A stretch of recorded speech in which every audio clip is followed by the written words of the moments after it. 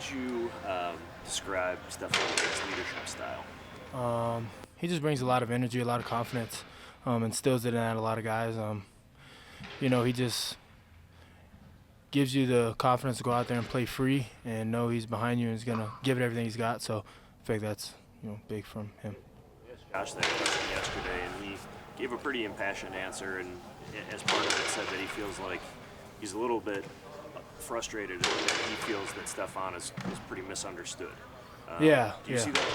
Yeah, people definitely misunderstand him. A lot of people call him a diva receiver or something, but he's just passionate in the game. He puts a lot of work into it. He sacrifices a lot, and he wants to win. He's the ultimate competitor, and a lot of guys express it a lot of different ways. And the way he expresses it, you may not agree with, but again, as teammates, we know who he is. We know where it comes from. We know it comes from a place of love, and we also know that again, he's a competitor and wants to win. I feel like the way Steph is and the way I am is very similar. We just handle things differently. It's as simple as that. So, I don't see anything that is negative of what he does. You've been with him a long time now. Is there anything he does on the field that stands out or even surprises you at this point? I mean, his production has been really consistent for a long time here at a high level. Yeah. I feel like that's what he prides himself on, is being consistent, and that's the type of energy he can bring to the team by being able to make the plays that he makes and put himself in the best position to be successful. Being able to go out there and watch him do what he does at a high level consistently is something that I look and want in my game when it comes to me, where I'm the one getting 13 targets, 14, and do what he does with it. I mean, it's definitely someone I look up to and definitely want to get to his level.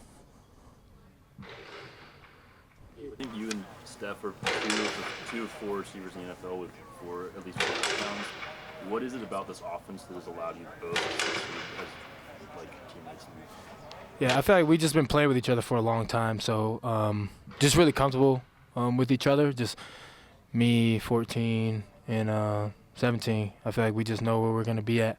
There's certain strengths that we have. We know all of our strengths, and I know some plays when he may be getting doubled or something. Maybe they may be favoring his side. I know where I can come into effect and really make a play. So just having the reps of being together for such a long time, I feel like is what makes it different. Mitch was up here earlier, and he used the phrase sense of urgency, talking in particular about the beginning of the game this past week. How do you go about making sure that you have that right from the beginning next week and going forward? Yeah, I mean, you just have to go out there with energy. I feel like whoever's out there first has to set the tone for the sideline, but also for the sideline as well. We got to bring energy for our guys who are out there on the field. So if the defense is out there, we got to be up active and ready to go, vice versa. So having a sincerity when it comes to breaking out of the huddle, making your blocks, doing the right things during the play, and obviously just playing the ball we know how to play. Is that easier to do on a primetime game? Does it come more naturally for like a Sunday night football game? I mean, I feel like it's no different on what time it is or if it's prime or not. You know what I mean? It's just a football game to us. It doesn't matter what time or where we're at. We come in with that same mindset. Effort, energy, and execution is our thing. So just try to come out there with the 3 E's. When you try to look back on a game where maybe it isn't there, like this past one, can you point to one specific reason as to why it maybe isn't there? Or is it, can it be a multitude of different reasons?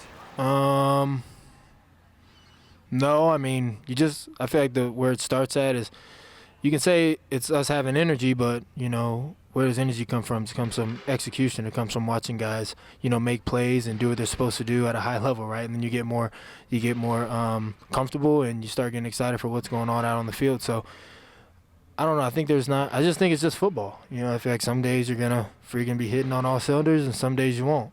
Some teams are more consistent than others on hitting on all cylinders and being on the same page and doing the right stuff. I feel like that's what separates teams, is that everyone's good in the NFL. It's just who can play their best ball consistently, and I feel like that's the biggest thing when it comes to the NFL. Since you've come into the league, every stage, like depending on what your role was with the offense, you've always found a way to make plays given your opportunity. So like with Dalton and Hardy and Sherfield coming in, trying to fit into this offense, what do you tell them as a captain in terms of like how to kind of stay with it when maybe things aren't going as quickly as you might like? I just try to tell them to stay positive. There'll be a time where there'll be times where they need us, and there's times where there's times where you may not get the most opportunity. I've been in those positions, but you got to take advantage of the opportunity that you get, and I feel like I've done that. There are times where it's been a lot of times where I got minimal, but when I have gotten the opportunities that I have, I was able to make big plays out of it. So really, you just have to sit back, be patient, and again, just always be ready.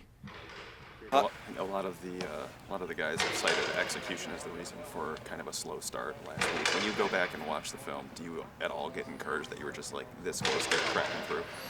I mean, yeah, there's always good stuff on the tape, no matter if you win or lose. There's those sparks of good things that are going on, but it's like, how can we, again, stay consistently in those good spots, doing what we're supposed to do, and keeping it simple. I feel like that's the biggest thing. I feel like sometimes we can get too complex. And I'm saying just, with anything or any team, some people can get too complex and things can get a little, but if you just keep it simple, play your ball, and do it at a high level, I mean, it should play out for itself. You've been able to do that a little bit more when you guys maybe go a little bit more up-tempo when things come more naturally to you? Yeah, I feel like, up-tempo is one of our strengths. I feel like that's one of the ways that we can get in a rhythm. So, I mean, we were doing that. We did that kind of in the middle and towards the end a little bit and kind of got in this rhythm. But we can do it both ways. I mean, whether it's up-tempo or whether if it's getting in the huddle and calling just the right plays and executing it at a high level, I feel like we should be able to do both, and we can do both.